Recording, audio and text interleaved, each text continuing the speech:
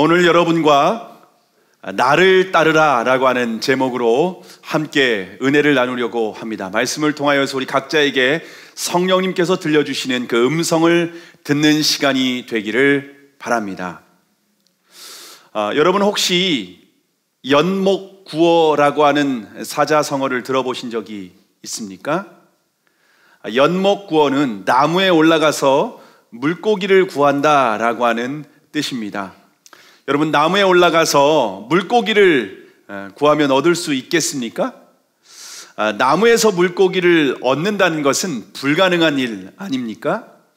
연목구어는 맹자가 제나라의 선왕과 만나서 정치에 대해서 논할 때에 왕이 자신이 가진 그 무력으로 중국을 통일하고자 하는 그 야심을 간파하게 됩니다. 그래서 맹자가 선왕에게 자신의 무력을 동원해서 욕망을 채우려고 하는 것은 연목구어와 다를 바가 없다라고 하는 충언을 했습니다. 다시 말하면 연목구어는 수단이나 목적이 일치하지 않기 때문에 성공할 가능성이 전혀 없다라고 하는 의미입니다. 세상의 모든 사람들은 행복하기를 원하죠. 그런데 사람들은 행복을 위해서 무엇을 따라가는지 아십니까? 사람들은 돈을 따라갑니다. 그러면 과연 돈을 많이 벌면 행복할까요? 하버드 경영대학원의 마이클 노튼 교수와 프린스턴 대학교에서 돈과 행복에 대한 관계를 연구를 했습니다. 그런데 가계 소득 수준이 6만 달러, 한화로 약 6천만 원을 향해서 갈 때까지는 행복감이 상승을 하는 것으로 나타났습니다. 그런데 6천만 원을 넘어서는 지점부터는 행복감이 전혀 상승하지 않았다라고 하는 결과를 발표했습니다. 오히려 거액의 복권에 당첨된 사람들은 정반대의 결과를 보여주고 있습니다. 여러분, 거액의 복권에 당첨된 사람들이 가장 먼저 바꾸는 것이 무엇인지 아십니까? 자동차가 아니라 배우자를 가장 먼저 바꾼답니다. 자신과 가장 가까운 사람을 의심하고 그 관계를 멀리 하게 된다는 겁니다. 가장 가까운 가족과 친구를 멀리하게 되면 결과적으로 돈 때문에 행복해지는 것이 아니라 오히려 더욱 불행해지는 것을 볼 수가 있습니다. 우리가 돈으로 행복을 얻으려고 하는 노력은 연목구어일 뿐이다라는 의미입니다. 돈으로 행복을 얻는다라고 하는 것, 여러분, 그것은요 불가능한 것을 우리가 시작하려고 하는 것입니다. 그래서 성경은 우리에게 그렇게 말씀하고 있지 않습니다. 예수님이 참된 행복과 만족을 주신다, 우리에게 그렇게 분명하게 가르쳐주고 있습니다. 자, 그러면 인간의 노력과 선행으로 영생을 얻을 수 있을까요? 오늘 보면 23절과 24절의 말씀, 23절과 24절의 말씀을 함께 읽겠습니다. 시작. 예수께서 제자들에게 이르시되 내가 진실로 너희에게 이르노니 부자는 천국에 들어가기가 어려우니라. 다시 너희에게 말하노니 약대가 바늘기로 들어가는 것이 부자가 하나님의 나라에 들어가는 것보다 쉬우니라 하신대. 예수님은 부자가 천국에 들어가는 것이 어렵다라고 이렇게 말씀을 하십니다. 그러면 어느 정도로 어려울까요? 그것은 차라리 낙타가 바늘구멍에 들어가는 것이 부자가 하나님 나라에 들어가는 것보다 오히려 쉽다, 이렇게 말씀을 하십니다. 여러분, 부자가 천국에 들어가는 것은 연목구어일 뿐이라는 것입니다. 그러면 왜 부자가 천국에 들어가는 것이 불가능할까요? 왜냐하면 부자는 하나님을 의지하는 것이 아니라 자신의 재물을 의지하기 때문입니다. 자, 그러면 가난한 사람은 천국에 들어갈 수 있을까요? 가난한 사람도 천국에 들어가는 것은 연목구어일 뿐입니다.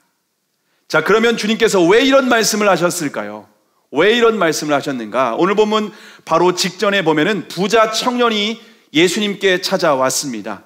부자 청년은 젊은 나이에 아주 성공한 사람입니다. 다른 본문에 보면은 부자 관원이라고 그렇게 소개를 하고 있습니다. 그러니까 젊은 나이에 돈과 권력을 가진 굉장히 보기 드문 성공한 사람이라고 볼 수가 있습니다.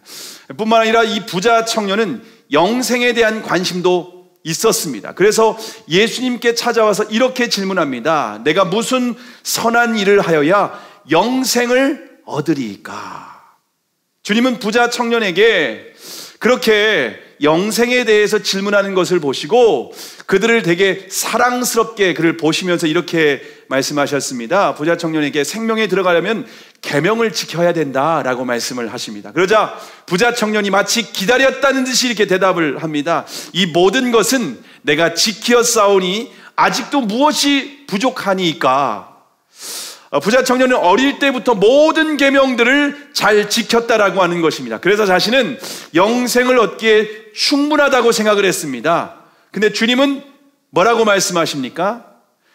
마태복음 19장 21절에 보시면 예수께서 가라사대 내가 온전하고자 할진대 가서 내 소유를 팔아 가난한 자들을 주라. 그리하면 하늘에서 보화가 내게 있으리라. 그리고 와서 나를 쫓으라 하시니 라고 말씀을 하십니다. 여러분, 주님은 이 부자 청년에게 내가 온전하고자 하면은 내 소유를 팔아서 가난한 사람들에게 다 나누어 주고 그리고 와서 나를 쫓으라, 나를 따르라, 그렇게 말씀을 하십니다. 근데 누가복음 18장 22절에 보면은요, 좀 이렇게 기록을 했습니다. 내가 오히려 한 가지 부족한 것이 있으니 라고 기록되어 있습니다. 주님은 부자에게 야, 내가 볼 때 너는 딱 한 가지가 부족하다, 그렇게 말씀을 하시는 겁니다. 그것은 소유를 팔아서 가난한 자들에게 다 나누어 주는 것이다 라고 말씀을 하는 겁니다. 그러면 하늘에 내가 보화가 있을 것이라고 약속하십니다. 그리고 와서 주님을 따라오라고 말씀을 하십니다. 자, 그런데 이 부자 청년은 영생에 대해서 누구보다 관심이 많은 사람이었는데 어떻게 했습니까?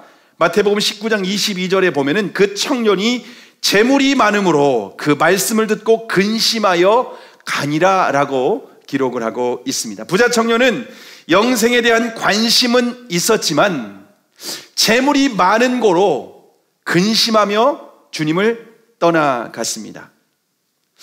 주님은 부자 청년에게 한 가지가 부족했다라고 말씀하시는데 사실은 그것이 영생의 가장 중요한 본질이었습니다.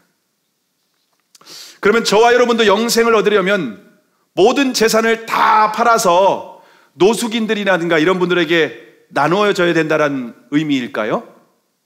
그런 의미가 전혀 아닙니다. 주님은 부자 청년이 무엇을 따라가고 있는지 정확하게 알고 계셨습니다. 그는 어릴 때부터 모든 계명을 철저하게 지킨다고 했지만 하나님을 믿고 따라가는 것이 아니라 돈을 믿고 따라가고 있었습니다.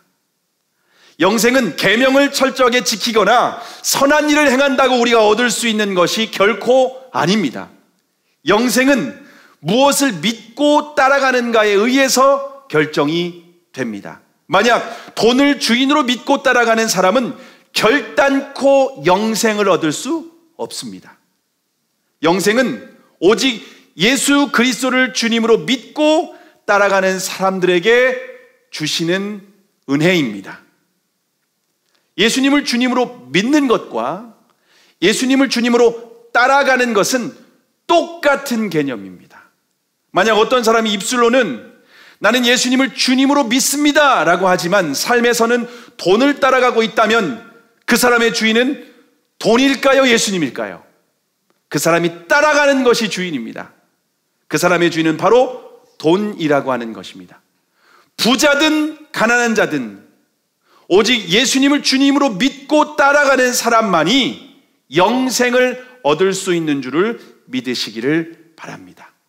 이처럼 우리가 예수님을 따르는 것은요, 선택사항이 아니라 영생이 걸린 문제라는 것입니다. 부자는 천국 입구까지 왔지만 결국 영생을 얻지 못한 가장 불쌍한 사람이 되고 말았습니다. 여러분, 교회 안에 이 부자 청년과 같은 사람들이 반드시 있습니다. 자신의 어머니 뱃속에서부터 모태신앙으로 태어났기 때문에 영생을 얻었다고 생각을 합니다. 어릴 때부터 주일 예배를 드릴 뿐만 아니라 11조까지 드렸기 때문에 나는 구원을 받았다라고 기대합니다. 자신은 예수님을 믿는다고 침례를 받았을 뿐만 아니라 심지어 교회에서 직분까지 받았기 때문에 나는 천국에 들어갈 수 있다, 그렇게 확신을 합니다. 그런데 문제는 삶에서 주님을 따라가지 않습니다. 세상 사람들과 같이 육신의 정욕과 안목의 정욕과 이생의 자랑을 따라서 살아갑니다. 여러분, 그런 사람은 영생과 상관이 없는 사람입니다. 영생은 자기를 부인하고 오직 예수 그리스도를 주님으로 믿고 따라가는 사람들이 누리는 은혜인 줄을 믿으시기를 바랍니다. 그러면 제자들이 주님의 말씀을 듣고 어떻게 반응을 합니까? 오늘 보면 25절에 보면은 제자들이 듣고 심히 놀랐습니다. 그런 중 누가 구원을 얻을 수 있습니까? 라고 예수님께 오히려 질문하는 것을 볼 수가 있습니다.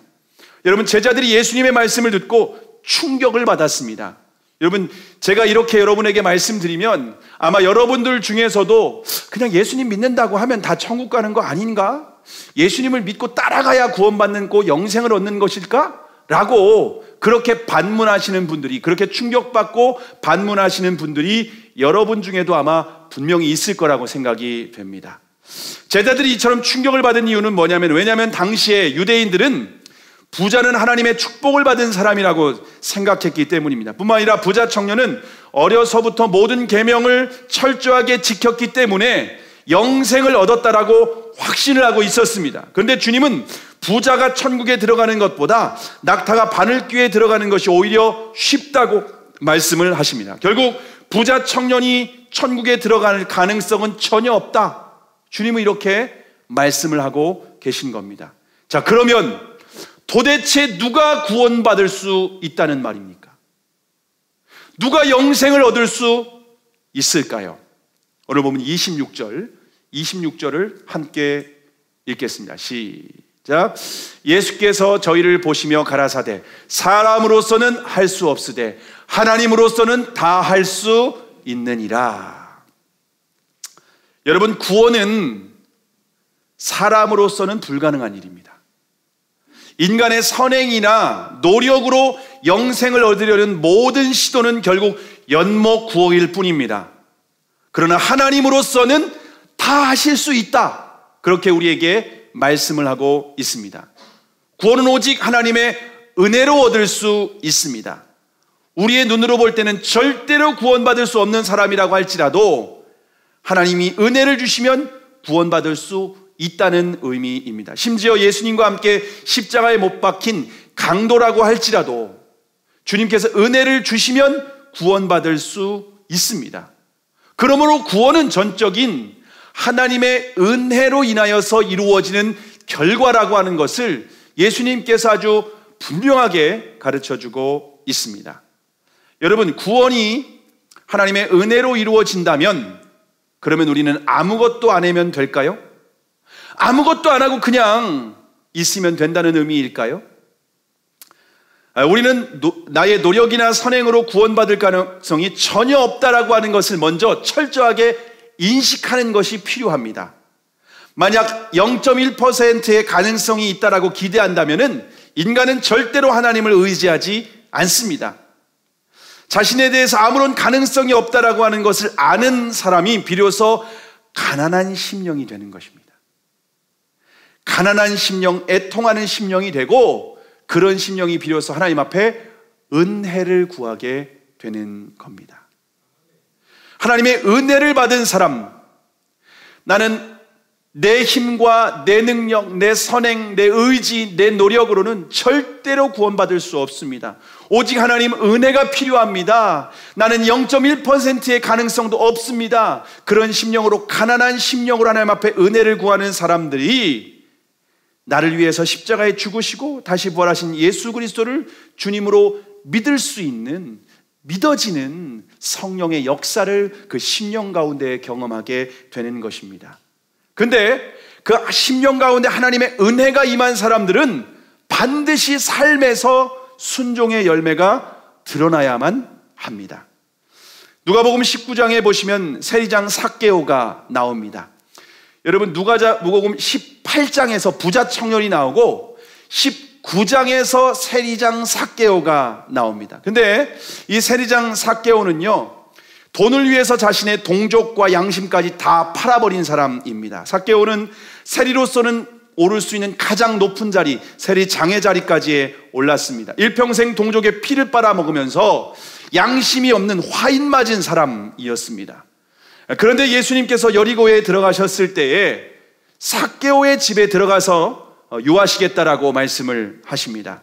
삭개오는 예수님이 자신의 집으로 영접한 후에 자발적으로 재산의 절반을 가난한 사람에게 나누어 주겠다라고 그렇게 결단을 합니다. 뿐만 아니라 자신이 토색한 사람에게는 4배나 갚아주겠다, 그렇게 고백을 하는 것을 볼 수가 있습니다. 여러분, 삭개오는요, 누가 봐도 구원받을 수 없는 사람입니다. 저 사람은 절대로 구원받을 수 없는 사람, 세상의 모든 사람이 구원받아도 저 사람은 절대 구원받을 수 없어 라는 사람이 삭개오인데요, 예수님의 그의 집에 찾아오셨을 때에 그는 완전히 다른 삶, 회개하는 삶을 보여줍니다. 돈이 더 이상 주인이 아니라 예수님이 주인된 삶을 삶에서 아주 분명하게 보여주고 있는 것을 볼 수가 있습니다. 삭개오는 은혜 받았을 때 더 이상 돈이 주인이 아니라 예수님이 주인된 그런 삶의 열매를 맺는 것을 볼 수가 있습니다. 여러분, 삭개오의 구원은 자신이 인간으로서는 할 수 없지만 하나님이 하셨다라고 하는 것을 결정적으로 보여준 증거가 바로 삭개오인 줄을 믿으시기를 바랍니다. 여러분, 우리가 구원받을 수 있는 것, 예수님을 따라가는 사람들만, 예수님이 나의 주인이시고 예수님을 따라가는 사람들만 우리가 영생을 얻을 수 있는데, 예수님을 따라갈 수 있는 것은 하나님의 은혜를 주셔야 된다는 거예요. 나의 힘과 능력으로는, 나의 지혜로는, 나의 결단으로는 예수님을 도저히 따라갈 수 없어요. 예수님이 가시는 길은 십자가의 길이거든요. 좁은 길입니다. 세상 사람들이 가는 길이 전혀 아닙니다. 근데 그 길을 따라가기 위해서는요, 은혜를 주셔야만 된다는 겁니다. 은혜를 받은 사람만이 주님을 따라갈 수 있고, 예수님을 주님이라 믿어지게 되고, 그 주님을 따라가는 사람이 영생을 얻게 되는 것입니다. 제가 교회를 개척할 수 있었던 것도 사람으로서는 할 수 없는 일이었습니다. 왜냐하면 저는 목회 성공을 추구하며 안정적인 교회 담임 목사로 청빙받기를 위해서 준비하고 있었던 사람입니다. 제 사전에 개척이란 없었습니다. 혹시 주변에 다른 목회자가 개척을 한다고 하면은 요즘 현 시대에 무슨 개척이냐고 하면서 뜯어 말렸던 사람이 바로 저입니다. 개척하지 마! 무슨 개척을 해! 조금 더 열심히 잘 준비해서 어디 청빙 자리 있으면은 거기 이력서 내고, 그리고 잘 준비해서 들어가면 되지! 라고 그렇게 했던 사람이 바로 저입니다. 그런데 저에게 2018년에 2번의 청빙의 기회가 있었습니다. 그런데 저는 청빙의 길로 간 것이 아니라 개척의 길로 순종을 했습니다. 왜냐하면 주님께서 저에게 개척에 대한 명확한 사인을 주셨기 때문입니다. 그런데 제가 당시에 개척의 길을 주님을 따라서 간다라고 하는 것은요, 불가능한 일이었습니다. 제 개인적으로는요. 왜냐하면 아무것도 준비된 것이 없었습니다. 개척을 위해서 같이 헌신할 사람은 우리 4 식구밖에 없었습니다. 저와 우리 딸 둘밖에, 아내와 저희 둘 딸밖에 없었습니다. 뭘 먹고 살지, 애들은 어떻게 교육을 시켜야 될지, 교회에서 사택을 얻을 수 있도록 다 이렇게 제공해 주셨던 돈인데 그걸 다 교회로 반납하면 어디 살지, 앞이 하나도 보이지 않았습니다. 그런데 주님께서 은혜를 주셨습니다. 제가 어떤 결단하고 제 노력으로 한 게 아니라 주님께서 제 삶 가운데 아주 구체적으로 개입하시는 그런 사건들을 경험했습니다. 이사하는 과정에서 하나님께서 아주 섬세하게 제가 갈 집을 미리 보여주시고 그 집으로 들어가게 하실 뿐만 아니라, 하나님께서 그 필요한 돈을, 그 당시에 500만 원이 필요한데 500만 원이 사례비가 아닌 전혀 다른 수단으로, 루트로 하나님이 보내주시는 것을 경험하게 된 겁니다. 하나님의 은혜가 제 삶 가운데 임하니까 제가 개척의 현실이 막막하고 주님을 따라가는 길이 정말 보이지 않는 길이었지만 하나님의 은혜로 주님을 따라갈 수 있게 된 줄을 믿으시기를 바랍니다. 지난 주일에 예배 후에 우리 양현설 권사님, 우리 권사님이 간증을 나눠주셨는데요. 권사님이 작년 3월부터 1년 동안 불면증에 시달리셨답니다. 그래서 수면제를 드시지 않으면 잠을 못 주무시는 겁니다. 저도 커피를 좀 밤늦게까지 많이 마신 날 그런 데가 있더라고요. 그럴 때는 막 새벽 한 4시, 5시까지 잠이 안 올 때가 가끔 한 2년에 한 번? 네. 거의 그런 일이 없는데 가끔 그럴 때가 한두 번 있는데 그러면 너무너무 고통스럽지 않습니까? 여러분도 그런 때가 아마 혹시 있을 거라고 생각이 됩니다. 그런데 원사님이 1년 이상 동안 그렇게 잠을 못 주무시는 겁니다. 그럼 얼마나 고통스럽겠습니까? 어쩔 수 없이 새벽 2시, 3시까지 버티다가 결국 수면제를 드시면 그제서야 이렇게 주무시는 겁니다. 근데 수면제를 드셔도 못 주무실 때가 있다는 겁니다. 비몽사몽간에 이렇게 밤을 지내실 때도 있답니다. 그런데 권사님이 고난주간 새벽예배, 특별 새벽예배를 하면서 새벽예배에 좀 참석해야겠다라고 하는 마음의 결단을 하셨답니다. 그래서 밤새 주무시려고 했는데 못 주무시고 수면제를 안 드시고 밤새 꼬박 새시고 새벽 6시에 새벽 예배를 드린 겁니다. 새벽 예배를 드리시고 나서 하나님 앞에 이제는 내가 수면제를 의지하는 것이 아니라 주님을 의지하고 내가 이제는 잠을 자도록 청해했다. 그리고 새벽 예배를 내가 참석해서 계속해서 은혜 받고 기도해야겠다라고 했는데 수요일 밤부터 권사님이 수면제를 드시지 않고 1년 동안 불면증으로 고통받던 분이 잠을 주무시기 시작했다는 겁니다. 여러분, 1년 동안 잠자는 게 노력으로 안 됐는데 사람으로 되는 것입니까? 사람으로서는 할 수 없을 때 하나님께서 하신 줄을 믿으시기를 바랍니다. 이게 바로 하나님의 은혜로 되는 것입니다. 내 의지와 내 노력, 내 결단으로 되는 것이 아니라 하나님의 은혜를 주시면 그 순간 이루어질 수 있다는 겁니다. 1년 동안 못 주무셨던 분도 하나님의 은혜를 주시면, 믿음으로 주님 앞에 맡기고 은혜를 주시면 단잠을 자게 하시는 줄을 믿으시기를 바랍니다. 그래서 다음 주에 떡을 하신다고 했습니다. 다음 주에 떡은 다른 분 못 하시니까 이미 예약되어 있으니까 그 다음 주로 연기해 주시기 바랍니다. 여러분의 삶에서 사람으로서는 해결할 수 없는 문제가 무엇입니까? 혹시 육신의 질병이 있습니까? 경제적인 문제입니까? 아니면 부부관계의 문제입니까? 자녀의 문제입니까? 아니면 내가 결단하고 해결하려고 해도 끊지 못하는 죄의 문제입니까? 아니면 가족 구원의 문제입니까? 여러분, 사람으로서는 할 수 없지만 하나님은 다 하실 수 있는 줄을 믿으시기를 바랍니다. 그러므로 우리가 할 수 있는 일은 하나님을 의지하는 것입니다.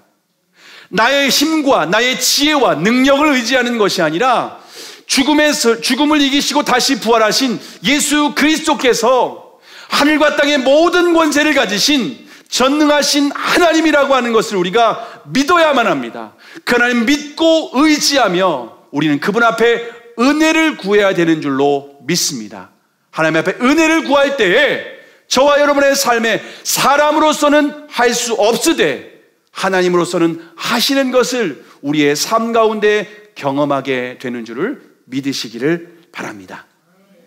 자, 그러면 주님을 믿고 따르는 사람에게 어떤 영광이 있을까요? 어떤 영광이 있을까요? 오늘 본문 27절과 28절의 말씀 함께 읽겠습니다. 시작. 이에 베드로가 대답하여 가로되 보소서, 우리가 모든 것을 버리고 주를 쫓아 싸우니 그런즉 우리가 무엇을 얻으리이까? 예수께서 가라사대 내가 진실로 너희에게 이르노니 세상이 새롭게 되어 인자가 자기 영광의 보좌에 앉을 때에 나를 쫓는 너희도 12 보좌에 앉아 이스라엘 12지파를 심판하리라. 여러분, 베드로가 주님께서 부르실 때 모든 것을 버리고 주님을 따랐습니다. 그래서 자신이 무엇을 얻을 수 있는지 궁금했습니다. 그때 주님은 세상이 새롭게 되어 인자가 자기 영광의 보좌에 앉을 때라고 말을 하시는데요. 그때 주님을 따르는 제자들도 12 보좌에 앉아서 이스라엘 12지파를 심판하게 될 것이다, 그런 말씀을 하고 있습니다. 여러분, 이런 말씀이 있다는 것을 여러분이 잘 평소에 눈여겨보셨나요?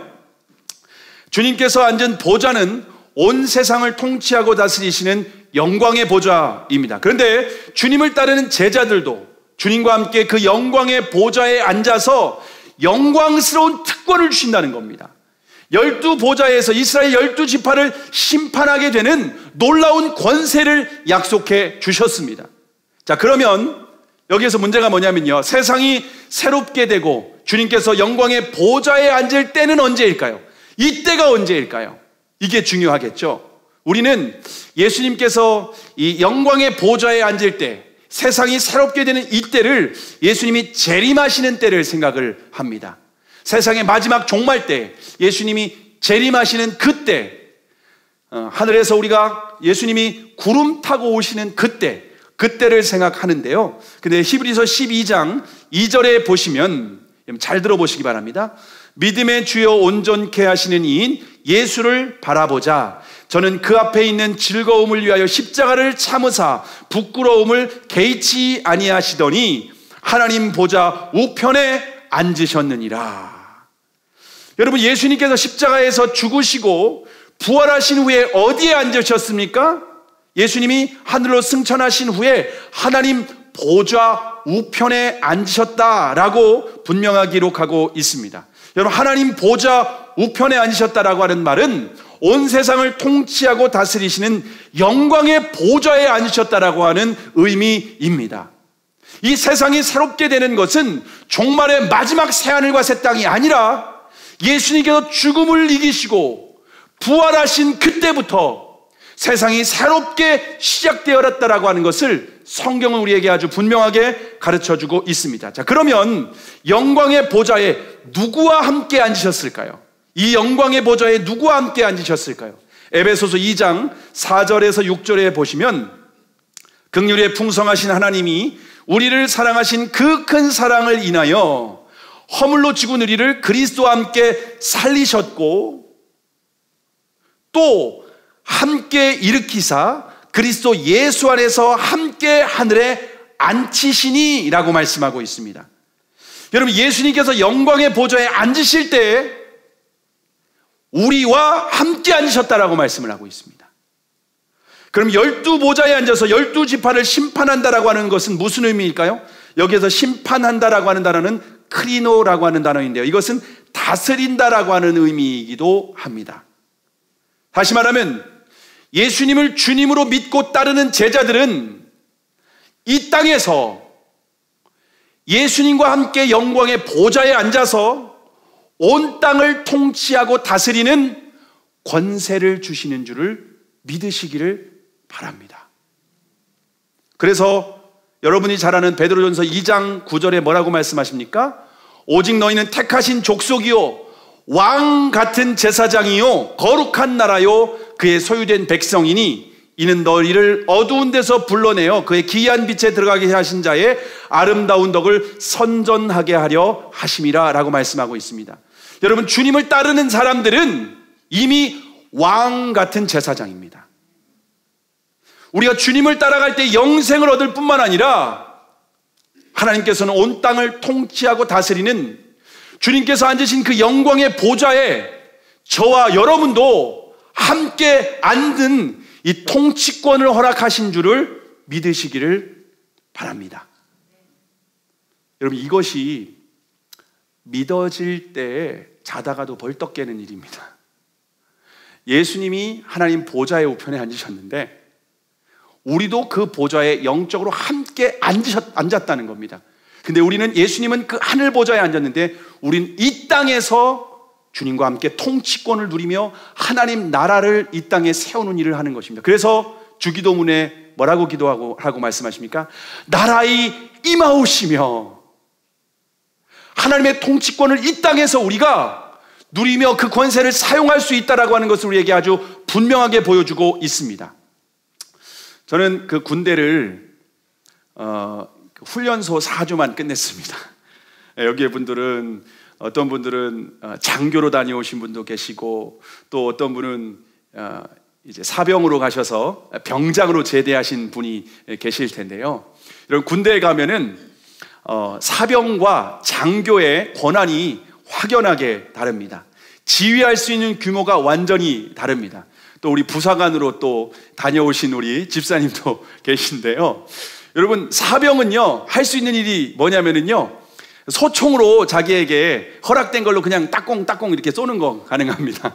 그런데 여러분 지휘관은요 차원이 다릅니다. 지휘관은요 대포를 동원할 수 있고요, 탱크를 동원할 수 있고요, 심지어 제트기까지 막 전투기까지 동원할 수 있습니다. 어젠가 보니까는 우리나라에서도 뭐 전투기를 만들었다고 하는 기사를 본 적이 있습니다. 여러분 지휘관은요, 장교 지휘관은요, 여러분 전투기도 동원하고 탱크도 동원하고 대포도 동원하고 심지어 막 미사일까지 동원할 수 있는 이 지휘 규모가 완전히 다르다라고 하는 것입니다. 저와 여러분 주님께서 사병으로 부르신 것이 아닙니다. 저와 여러분을 주님께서 장교로 부르셨다라고 하는 말입니다. 저와 여러분은 소총 하나로 갖다 전쟁하는 사람이 아니라 모든 것을 동원해서 전쟁을 할 수 있는 지휘관으로 장교로 우리를 부르셨다라고 하는 것입니다. 여러분 저와 여러분은 주님의 그 영광의 보좌에 앉아서 함께 통치하고 함께 다스릴 수 있는 권세가 이미 우리에게 주어졌다는 것입니다. 이것은 영광스러운 일입니다. 놀라운 축복이라고 하는 것입니다. 여러분 그런 사람들은 가장 먼저 기도의 지경이 넓어져야 됩니다. 내가 통치하고 다스리는 영역이 달라지니까. 그래서 저도 최근에 한 3주 전부터 기도의 시간을 2시간으로 늘려서 계속 기도하고 있습니다. 주님의 임재가 나 혼자에만 머물러 있는 것이 아니라 우리 가정과 공동체, 교회 공동체 가운데 충만하기를 위해서 기도하고 있습니다. 우리 더 살리는 교회 부흥을 위해서 기도하고 있습니다. 그런데 제가 코리안 리바이벌 침례신학대학교에 있을 때 거기에 단체에 소속되어서 한국교회 부흥을 위해서 오랫동안 기도했는데 주님은 그때를 다시 생각나게 하시는 겁니다. 그러면서 우리 교회를 위한 부흥이 아니라 남양지역 전체 가운데 생명을 공급하는 교회가 되어야 하고, 우리 더 살리는 교회는 한국교회를 살리고 열방의 복음을 전하는, 예수 그리스도의 생명을 복음을 전하는 그러한 교회로서 사명을 감당해야 되기 때문에 주님께서 다시 부흥을 위해서 꿈꾸고 다시 기도하라고 하는 마음을, 거룩한 부담감을 저에게 허락해 주셨습니다. 여러분은 사병이 아닙니다. 여러분은 장교로 하나님이 부르셨습니다. 여러분은 개인의 믿음을 지켜서 내가 구원받는 것만으로 급급한 신앙이 아닙니다. 여러분은 또 다른 사람들, 주변에 있는 사람들을 섬기고 그 사람들에게 하나님 나라가 임하도록 기도하고, 여러분의 가정 가운데 하나님 나라가 임하도록, 여러분의 일터와 직장, 여러분이 손대는 사업장 가운데에 하나님 나라가 임하고 그곳 가운데 하나님의 통치가 이루어지도록 기도해야 되는 사람들이 바로 저와 여러분이라고 하는 것입니다. 여러분의 기도 가운데에 지경이 넓어지기를 바랍니다. 제가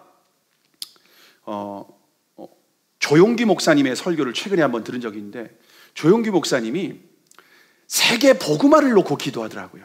그래서 제가 아니 이분은 어떤 믿음이길래 도대체 세계 복음화를 위해서 기도할까?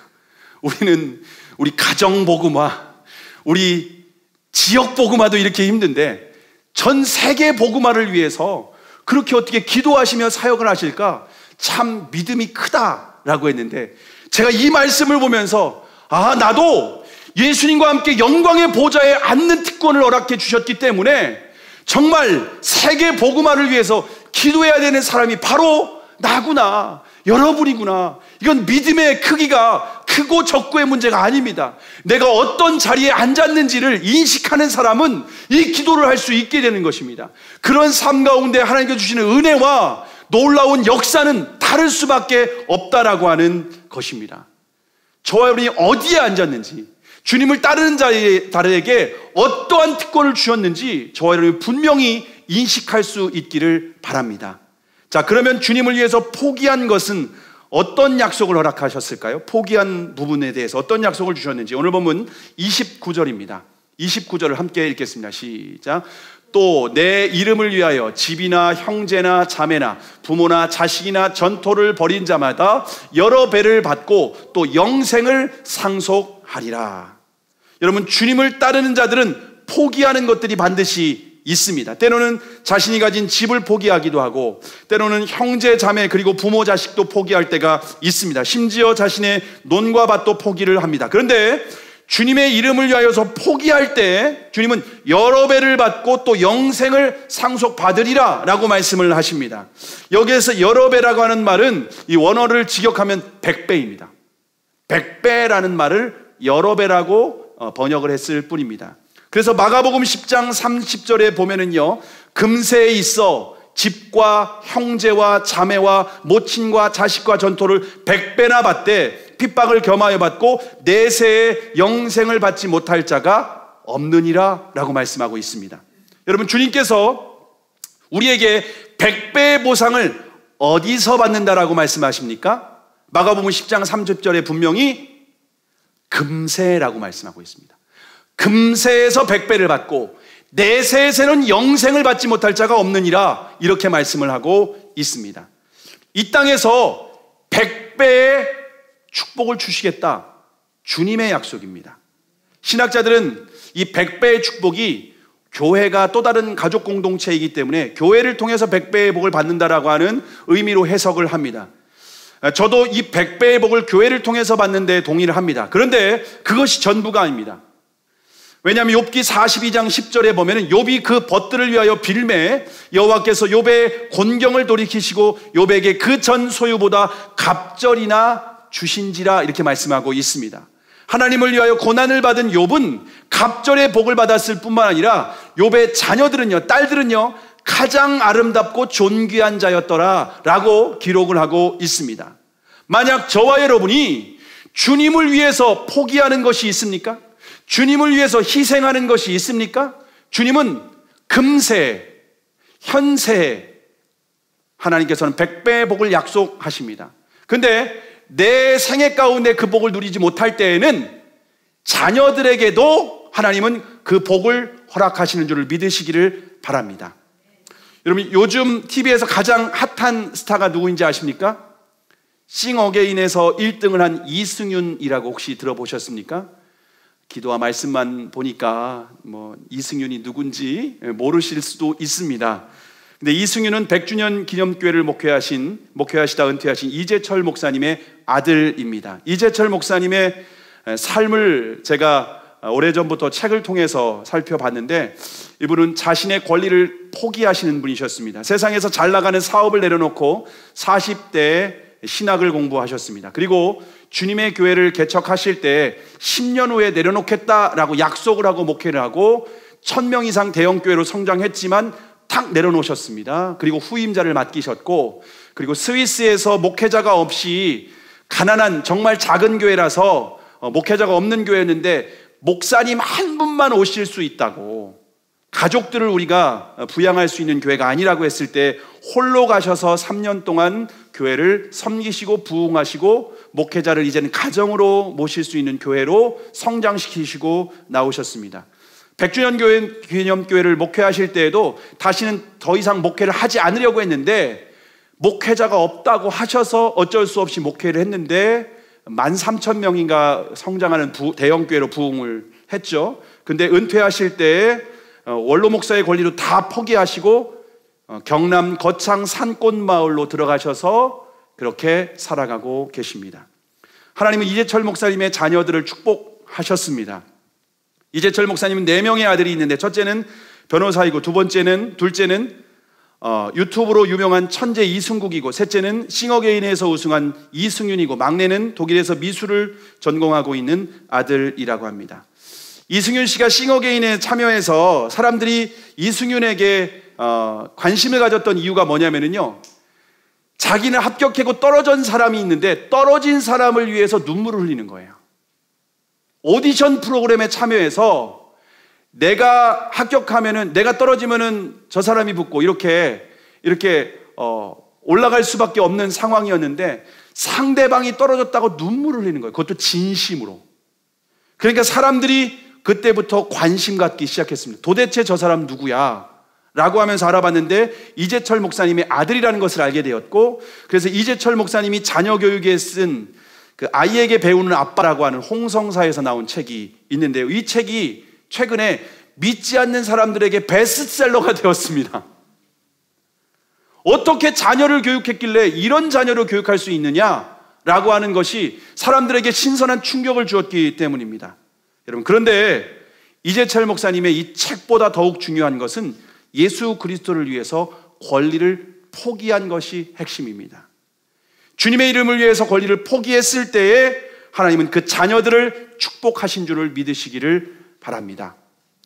여러분, 그 평양에 산정현 교회에 주기철 목사님이 목회하셨던 그 교회에 장로님 중에 유계준 장로님이라고 혹시 들어보셨습니까? 유계준 장로님은 주기철 목사님이 그 감옥에서 옥고를 치룰 때에 그 옥바라지를 하신 분이시고 또 가정을 돌보셨던 분이시고요. 또 산정현 교회가 이렇게 나중에 예배를 드릴 수 없다고 폐쇄되었을 때 자신의 집을 오픈해서 예배를 드리게 했던 분입니다. 그리고 이제 다 피난을 할 때 가족들을 전부 다 남쪽으로 보낸 뒤에 자신이 홀로 이제 그 주기철 목사님이 이미 순교를 당하셨으니까 유계준 장로님이 그 교회를 홀로 지키다가 마지막으로 순교를 당하셨습니다. 그리고 이제 아버지가 없이 그 8명의 자녀들이 6남 2녀가 한국으로 이제 남한으로 내려오게 되었는데, 놀라운 것은 6남 2녀가 다 한국에서 박사학위를 받고, 그리고 6명이가 의사고 나머지는 법학을 했는데 거의 다 서울대를 나오고, 그리고 그 집안 자체가 하나님께서 엄청난 은혜와 복을 허락해 주셨습니다. 여러분이 유계준 장로님의 자녀 8명 치면은요 다 나올 겁니다. 제가 아침에 이걸 정리를 다 해놨었는데 설교가 길어질까봐 뺐는데 이제 해야겠다라는 생각이 들어가지고 다시 여러분에게 말씀을 드립니다. 여러분, 1명, 2명이면 괜찮을 수 있는데 8명이 1명도 빠짐이 없이 전부 다 그런 은혜와 축복을 누렸다라고 하는 것은 하나님께서 유계준 장로님의 헌신을 하나님께서 받으시고 자녀들 축복하신 줄을 믿으시기를 바랍니다. 주님은 이 땅에서 금세에 현세에 우리에게 복을 주시겠다 분명히 우리에게 약속을 하셨습니다. 주님의 약속은 지금도 유효합니다. 근데 이것은 오직 주님을 믿고 따라가는 사람들에게만 주신 축복입니다. 만약 믿음이 없는 사람에게는 그림의 떡일 뿐입니다. 부자 청년에게 주님께서 무리한 요구를 하셨다라고 그는 주님을 떠나가 버렸습니다. 근데 주님은요, 부자 청년이 주님을 따라오기만 하면 얼마나 영광스러운 특권을 주실지 이미 다 예비해 놓고 계셨습니다. 영광의 보좌에 함께 앉을 특권, 영원한 생명을 주시고 또 그의 자녀들까지 모두 다 금세에서 복을 주시고자 하는 모든 축복을 주님이 예비해 놓고 계셨습니다. 근데 그는 내 손에 가지고 있는 물질, 내 손에 가지고 있는 이 권세를 내려놓지 못하고 주님을 떠나간 아주 불쌍한 사람이 될 수밖에 없었습니다. 이 사람은 예수님이 누군지 잘 몰랐습니다. 저와 여러분이 믿는 예수 그리스도는 하늘과 땅의 모든 권세를 가지신 만왕의 왕이시며 만주의 주이신지를 믿으시기를 바랍니다. 그분은 십자가에 죽으셨지만 죽음을 이기시고 다시 부활하신, 죽음까지도 초월하신 전능하신 하나님이십니다. 우리가 그분의 부르심 앞에 순종하는 것은 영광스러운 일입니다. 놀라운 축복이라고 하는 것입니다. 여러분, 이 영광스러운 부르심에 순종할 사람, 그 부르심에 나올 사람이 누구입니까? 여러분, 천국은 침노하는 자들의 것입니다.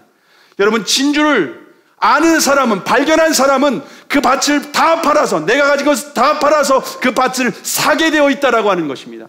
예수님이 어떤 분인지 아는 사람, 예수님이 가지고 있는 축복과 은혜가 얼마나 놀라운 영생을 주실 수 있는 분이라고 하는 것을 아는 사람은 예수님의 부르심에, 나를 따르라는 부르심에 순종할 수밖에 없는 줄을 믿으시기를 바랍니다.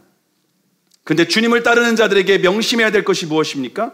오늘 보면 30절에 보면은 그러나 먼저 된 자로서 나중되고 나중된 자로서 먼저 될 자가 많으니라 말씀을 하십니다.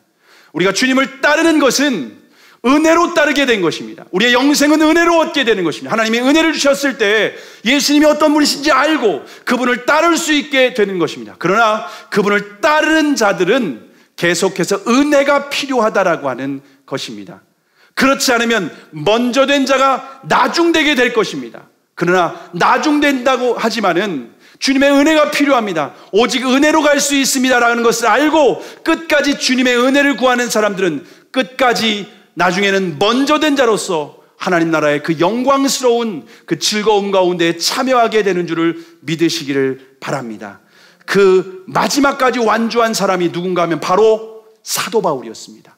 사도 바울은 예수님을 핍박하는 자였지만 나중된 자였지만 결국에는 먼저 된 자가 되어서 정말 하나님의 그 영광 가운데 영광의 복음을 전하며 우리에게 이렇게 서신서까지 기록한 줄로 믿습니다. 그가 고린도전서 15장 10절에서 이렇게 말하고 있습니다. 그러나 나의 나 된 것은 하나님의 은혜로 된 것이니 내게 주신 그의 은혜가 헛되지 아니하여 내가 모든 사도보다 더 많이 수고하였으나 내가 아니요 오직 나와 함께 하신 하나님의 은혜로라 라고 고백을 하고 있습니다. 사도 바울이 시작도 은혜였지만 마지막까지 주님의 은혜를 구하며 끝까지 주님을 따랐을 때에 그 영광스러운 삶을 살았습니다. 저와 여러분도 어떻게 영생을 얻을 수 있습니까?